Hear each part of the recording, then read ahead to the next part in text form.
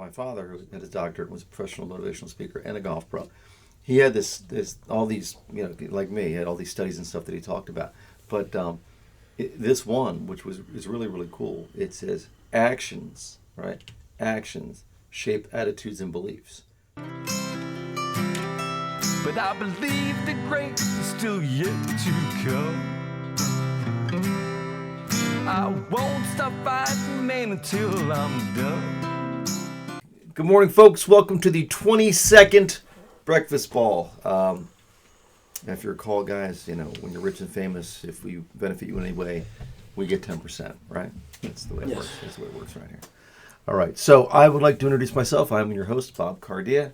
And to my left, your far right, would that be, is Richie Stoltz. The dashing. You know what? Yeah, the dashing Richie Stoltz, yes. But I was also going to go into the fact that you are a record holder at Rutgers, 4 tournaments in a row? Yeah. I also got the win record over there, too. Win record over there, wins. yeah, see. Win record over there, and the recent course record holder at Westwood. So, yeah, that's Richie. And we'll be on before then. But he's also attempting to qualify for the U.S. Open on May 7th. So we'll keep promoting that, Richie, and hopefully, after the 3 boys last week qualified for the Mid-Am, it's a foregone conclusion that Richie's going to qualify for the Open. Yes. And in the middle, our newly minted champion, our new Rutgers sensation here, is Pierce Lee. He has won now twice this semester, and since it's championship week here at Rutgers, we invited Pierce on to talk about his game and his outlook, A, on the championship, and B, on achieving greatness. So, welcome. Thank you. Yes. All right, so I always like to start off with a quote, as you all know. This is a Les Brown quote. I'm not sure if Les Brown wrote it, but I know he says it all the time, so we're going with it. If you want your life to be easy, you have to do what's hard. If you want your life to be hard, then do what's easy. And actually, I've said it to your teammate Aiden about 8 times this past week. All right. So with that said, I want to discuss a winning mentality. And Rich, I'll throw it to you first. But preparation is mental and physical, and both of you have this in common. And we talked about it a little earlier too, before the podcast started. Was, you get rewarded in public for what you do in private. And both of us, up to 2, 3. We could text each other 2 or 3 o'clock in the morning. We're both up working on something. Like the shorts for tomorrow, I started last night right after the Knicks unfortunately lost to the Sixers. I worked on that till 1:30, 2 o'clock in the morning, just kicking around different ideas. So, Richie, would you consider your physical or your mental preparation more important at this stage of your game? Physical. And the only reason I say that is because I'm always going through the mental preparation. So it's not like I have to reset mentally. Sometimes I got to reset a little bit physically, like in my swing. I feel like I always have the mental game to go out there and do something great. It's the physical that I got to end up getting prepared. My putting, my wedges, my driver. We always talk about my mental game out there, but then we talk about how my wedges don't get close enough. It's not uncommon for me to get a phone call like 11 or 12 o'clock at night. Like, Coach, I'm like, what's up? Like, I'm thinking something's like really wrong. He's like, my putting, I got to work on my putting. Okay, all right. Well, we could talk about this in the morning, but that's all good. Yeah, I'm here for you. So, I know you're short, and that's a conversation we've had a million times. Yes. Short game is huge. We break those stats down for players all the time. Even when you were talking to Aiden the other day, is it Aiden? Yeah. About being above the hole and short-sided. That adds almost a full stroke. Like it's 0.7 to even PGA Tour players. And when Pierce suggested that we go to a local chip and putt basically for a practice, it was interesting because I didn't tabulate the numbers and I was bouncing back and forth between group to group.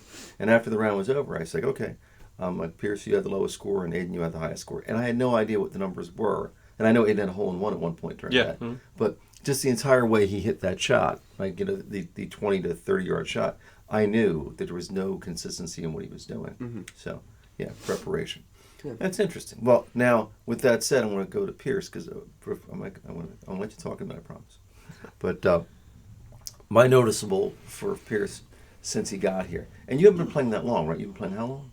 6 years now. 6 years. Okay, yeah. Yeah. So there's a crazy stat, just so you know, in golf that something 97% of all tour players started before the age of 12. And I have a theory on that, which I'll get to later. But it's all right. When Pierce first came to us, obviously a gifted athlete, obviously. But I sorry, but I have working with players for years and years. Initially, I thought Pierce had a little bit of the I know better attitude. Like, it works better my way, which you and I always, when working with students, we love those, yeah. Well, we know a couple of them. Yeah, so a couple thousand of them. So I've noticed this year that you are much more. I know you're preparing more physically because you and I have talked about it, but mentally, you're taking notes and you're learning your own stuff, but you're also listening to what I say and to what Richie says, and I think that's huge if you want to get to the next level. So, in your opinion, what has clicked with you to get you from where you were last year to where you are now? Honestly, it's both the mental and physical side, which is kind of hard to have both of those at the same time on some days. I mean, last year I had both a very bad ball striking and then I had a really bad mentality. Like, I was always checking out. I mean, the first tryout, I shot like 11 over on the front nine and then checked out. And Yeah. I was always out of it after like the first few holes. Right. But then I learned that I need to create more of a feel for myself. So I started to hit more balls every day for multiple hours over and over again, created more of a feel in my swing, what did I need to do. And then that led to better ball striking for me. Yeah. And then on the mental side, I just learned to mature more and realize that you're not out of it. You're always going to stay in it. I mean, tour pros, there's been a bunch of times where they've double parred. Even Francesco at the Open last year, I think it was, U.S. Open, he topped it off the first tee. Yeah. And then ended up making 7, but then still shot under par. So you're always in it. There's never a time where you're not in it. No, you know what? You just reminded me of a great story, actually, because I got a little story too. yeah, well, we got time. I could throw one out to Gia too. By the way, I have noticed. Gia, say hi. Hi. There you go. So you're now on the podcast. You're famous. Yeah, Gia tags along and watches you play, and I kid around with you a lot on this, but I think it actually gives you an even keel also, which is nice. So we're now bringing her everywhere we go. Just so you know. Yeah. But you just told a story, which is fantastic. So the first Pro-Am I ever played in, Bon Air Country Club in Pennsylvania. So Dick Smith, the former president of the PGA of America, his godson is Mitchell Haskell, one of my lifelong friends and college roommate. So he's at that point, I'm the M, he's the pro, we're playing in the Pro-Am. It was for the Rums of Puerto Rico, which was a big tournament back in the day, nationally televised team. So we're the qualifier for that. And it was my first Pro-Am. So I'm sitting on the first tee. And I'm not going to lie, I'm a little scared, a little nervous, right? I'm like 18, 19 years old, sitting on the first tee, going, okay. And I hit my tee shot, and it was okay. I mean, a little thin, but in a fair way. I'm like, whew, that's good. I'm all right. So Mitchell steps up as a guy playing all the time now, like big old, pro. He gets up there, whew, tops it. It rolls maybe about 30, 40 feet. And I'm thinking to myself, if that's me, I'm going to be like crawling under the first rock I can see, or like I say. And he lets out this big old laugh. He laughs, right? He walks up. Now, mind you, it was still persimmon drivers. It was still wood drive. He walks up the 30 feet to the golf ball with the driver still in hand, right? Off the deck, right? Hits it, smokes it like a 280 draw down the fairway. And he hops back at the crowd. He goes, wasn't that funny? I'm like, wasn't that funny? I'm like, how the flip do you do that? Like, that was my first inclination into, man, you just think too much. Like, I just, Mm-hmm. So, yeah, there is a fine line, and actually, I enjoyed the question that Pierce asked you earlier, your thought process when playing tournament golf. And just, studies show you need to play within your own makeup. Whatever personality that you bring to the table is you don't want to change your personality or your innate time clock to suit, like, I have to play like Tiger does. Because I like what Michael Jordan said. Right? Oh, sorry. I didn't want to do that, right? Michael Jordan, he said, when they asked him, who do you compare yourself to? He goes, I compare myself to nobody. He goes, I want to be the best version of myself every time. So I want to beat myself every time. which I kind of like that. Yeah. Anyway, you had a story you wanted to tell? Yeah. This was just, like how you said you'd shoot 11 over and then just kind of give up. Zach the other day, and granted he wasn't playing good, but he hits a shot on the second hole, and we played the up tee, so it's 115 yards, 110 yards, something like that. Yeah. So any good player would look at that hole and go, all right, let's try and make birdie. He dunks it right in the water. And, he visibly got aggravated, but then he stepped up and he hit the next one like this far away from the hole. Yeah. Tapped it in for a bogey, and it was just like you see a good player hit a bad shot, and what do they typically do after it? Yeah, They hit a good one. Yeah. They come back and they get it back together. Whenever you see someone get flustered, you see the complete opposite. Yeah. Mm-hmm. And to be quite honest, I see it I hope the Rutgers team is watching this. Yeah. I see it out of a lot of you guys, where you guys hit a bad shot, and it really flusters you for not even just the next shot, but the next hole, the rest of the 9, maybe even the rest of the 18 holes. And, once you do that, it's game over. Yes. Yeah. So my father, who had his doctorate, was a professional motivational speaker and a golf pro. He had all these, like me, he had all these studies and stuff that he talked about. But this one, which is really, really cool, it says actions, right? Actions shape attitudes and beliefs. So, like, you ever hear fake it till you make it? You ever hear that? Mm-hmm. Yeah. Like, so studies show, like, even if you're not exactly confident, and Muhammad Ali, actually, I think I have a quote in our shorts at some point about this.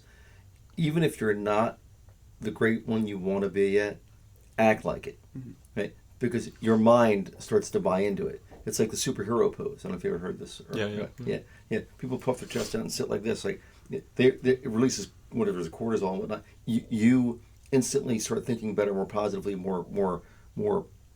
I don't know, superhero-like. Yeah. When you assume that posture. Well, that's what Justin Rose did. Justin Rose, when he was walking down the fairway, he'd stick his chin up, stick his chest out, throw his shoulders back, and walk down the fairway that way. Yeah, good. It was a Studies confidence. show. Yeah. So, like, what I want for our guys is, like, and when things aren't going well, it is to, act like they are. Like, because if I told Pierce this last year, I remember when that one tournament went sideways on us. I said, if I can tell how you're playing from 200 yards away, that's not a good thing. That's because no great player, I don't care who they are, like, if you see them slump down, like, it don't work. I mean, always, no great comeback ever started when you were ahead, right? As I always say that. Yeah. So, what do you think of that? So I'll throw this one to Pierce first. What do you think of that? Actions shape attitudes and beliefs. Yeah, I mean, I agree, honestly, because I can actually give you a prime example of that. At Pittman, I'm not even going to exaggerate, I was waiting on the tee box for about 10 minutes, and I was getting very frustrated, and I was actually talking to Jay. I was getting mad. I was like, what is taking so long? Like, this is annoying. Like, I'm getting very pissed off. Like, we should not be waiting this long. And then I ended up hooking it out of bounds. And that pissed me off even more. But then what I did was, Coach taught me, don't take the driver out again, put it in play, which I took the 2-iron out, which is, in my opinion, my best club in my bag off the tee. Love that thing. Yeah, and then I put it in the fairway and ended up making a 6 or 7. And then I shot 3 over in the front, and I knew I was probably 2 shots behind the lead. I ended up making 3 birdies and then a bogey to tie. So I just kept myself ultimately win on a magic car. Yeah. We haven't got your trophy yet. Yeah, I know. I don't know what heard that was all. about that. Yeah, I don't know what that was all about, but It's fine. It's all right. Yeah, it's a good offend. They try hard, but they actually sent a boatload of pictures, so I downloaded. Because you're in that last group, there's only 1 or 2 of you, but there's one of you swinging with your hat. So I'll send that to you for sure. Yeah, the I copied famous them all bucket down. hat. Actually, the most pictures are of. What do you think the most pictures are of? Who? On the team, Yeah. Reed, No. Sonny. No.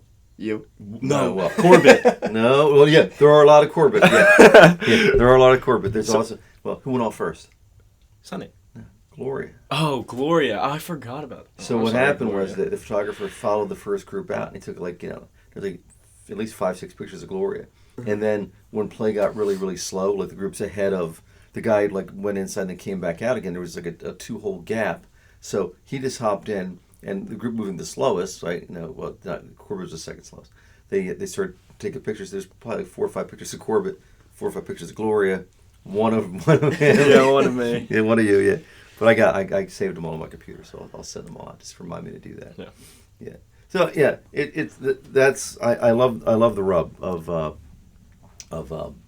thought process. So this week is championship week. So I got bulletin board material. So yeah, if any of our competitions watching this, I'll go on Facebook sometimes, and the guys who won last year are posting on Facebook. Basically looking forward to defending title this year and all that kind of stuff. So good for them. I don't wish anybody poorly, but you know what? Don't sleep on the competition. I know Abington's been working their butt off, and I know our top four. We have a chance, and we're working with a little bit without a net, but I don't want us to think that way. I prefer the Richie, us against the world mentality, right? So the key is going to be for us to stay mentally engaged throughout the entire tournament. If we can do that, not give up, because we know, right, what happened this past week. So you weren't there for Richie, but he was. What happened? This is like the Wait, what? I don't know, probably the half dozenth time, maybe even more, in my coaching career, where it all comes down to one stroke. Oh yeah. So like after the round, Reed walks over to me and says, "Yeah, there was a dispute on the scorecard, and the guys in the group said that I bogeyed the hole, and I'm positive I parred it." I'm like, "Well, wait." I'm like, "Didn't you check the scores after the hole?" "Yeah, well, yeah, I did." I'm like, I love Reed, but there's no way they agreed to the score after the hole was over, and the guy changed the score. Mm-hmm. Then there's no way that, and it happened in your team, other team. Like, it drives me nuts. So when keeping someone to score. Hey, what'd you have in the last 3 holes? No, check it after every hole. So lo and behold, after the whole thing was over, we lose by 1, and Reed still insisted that he parred the hole and didn't bogey the hole. Okay. I mean, yeah, that even happened in my group too. The guy thought I had a bogey on the par 5, and you were there to witness me par the par 5. Yeah. And He thought it was a par 4 though, I think. Yeah. Yeah. But still, Yeah. trying to take my stroke away from Yeah, me. no, I get it. Yeah, that's another in a coaching standpoint. I wanted to get back. That's a story for off camera. But I wanted to get back to him because I wanted him to tell him put the ball left of the hole. Mm-hmm. But one of our players lost his tee shot, so I was helping him try to find that. And in the meantime, I didn't get a chance to get back to him to tell him to go left. Yeah. So then he was short-sighted right, which we talked about. When you're short-sighted above the hole, even on the PGA Tour, that adds about 0.7 shots to your score. That was the big conversation I had with Aiden. Yeah. Being short-sighted. Mm-hmm. Yeah. No, I know. So this week, Pierce typically likes to play the 5 spot, even though scoring average-wise, he's our best player. Because he gets to come in last and make the dramatic entrance as he comes in, right? Yeah. So, let's go Pierce. So, Is that why? No, honestly, the reason why is because it's just faster pace of play. Because when I play with guys that are good, they tend to take a little bit longer. I don't know, it just gets me annoyed. So, just faster pace of play is all. Yep. Yeah. Well, and I also do like being behind the team because I like your charts that you have for the par 3s. Yeah, I like seeing everything laid out, and I Yeah. like seeing what they had. I don't know, just all of that, taking that all in. Like you said before, taking everything in, all the information in, is nice. Yeah. No. And Yeah. I will say real quick, taking all the information, like that works for me. That doesn't work for everybody. Yeah. Like sometimes you take all that information in like I do, and it's, that's just going to either confuse you, frustrate you, make you second guess stuff. For me, I can take that information and do something with it. Yeah. For other people, they might not be able to. They definitely. So it depends on the player. If, because I'm sure DJ doesn't take all that information. No. I always say, and at any level of golf, that you've arrived in golf when you're target aware and not self-aware. And if you're still self-aware about mechanics and stuff like that, then you're typically in trouble. So the more information thing I always do because I coached Jalen Brunson for a while in basketball. So did I know he's gonna be that good? I'm still waiting for the day where he goes. When I was 10 years old, that Coach Bob shaped my life. Hasn't happened yet, but I'm just waiting for that to come out one day. But I inherited a basketball team. So my son was trying out for travel basketball, and what happened was they had 100 some kids trying out. So they only had one team. Actually, they had 2 teams, but the team the year before I found out was absolutely horrible. They during the tryouts they pulled me over to scores tip. I said, well, we understand that you coach travel, baseball, and you coach professional golf, and da-da-da. Would you consider taking this travel team? And I said, yeah, maybe. They said, well, look, you can pick anybody you want after the A team, and your son, he's probably going to make the A team, but he's going to be like the 12th guy on the team. He's never going to play. So, sucker, I take the job, right? Only to find out the team I inherited lost every game by 20 points or more the year before. Okay, so I bring in all these players, and I do what I do. I bought cones, right? Bought the cardboard cutout thing like this. I bought the purple basketballs and work with your hands. So for the first, I did a Gene Hackman. For the first 2 weeks, we didn't even shoot the ball. Basically, we just drill, and then at that point, we were getting better. But here's the thing: let's say we're playing basketball, right? And we spent the entire 2 weeks where the hands go, where the feet go, and there's 1 second to go in the game. I'm inbounding the ball. Let's say I'm inbounding the ball to Richie, right? I inbounded to Richie 1 second over two. Okay, left hand on the ball, right hand under the game over. Right? At some point, you have to react to the target. And that's huge. Just being able to, and golf isn't a lot different. Like you should get to the point where you know how to hit the shots, right? And your body reacts to that. Yeah. If you're still thinking left arm straight, strong left hand, you're screwed. Well, that's when I think it comes into steering the ball, trying to steer the ball on the golf course, trying to, when you're thinking too much about your golf swing, maybe you got 2 to 3 thoughts in your head, swing wise, and you're trying to hit it, and it's just game over. Yeah. That's when you hit the bad shots. Mm-hmm. No, I agree. So, you have a practice round for the Open or no? I'm trying to set something up to go play there. Mm-hmm. I played there all throughout high school, so Yeah. I know the layout of every single hole. Yeah. It's just those greens are a little funky over there. They got a bunch of they're hilly. Did you ever play Running Deer? No, I haven't. No, the greens are just all hilly. So I would like to see the greens one more time because hills like that, they're obviously intimidating, but at the same time, I feel like they can help you.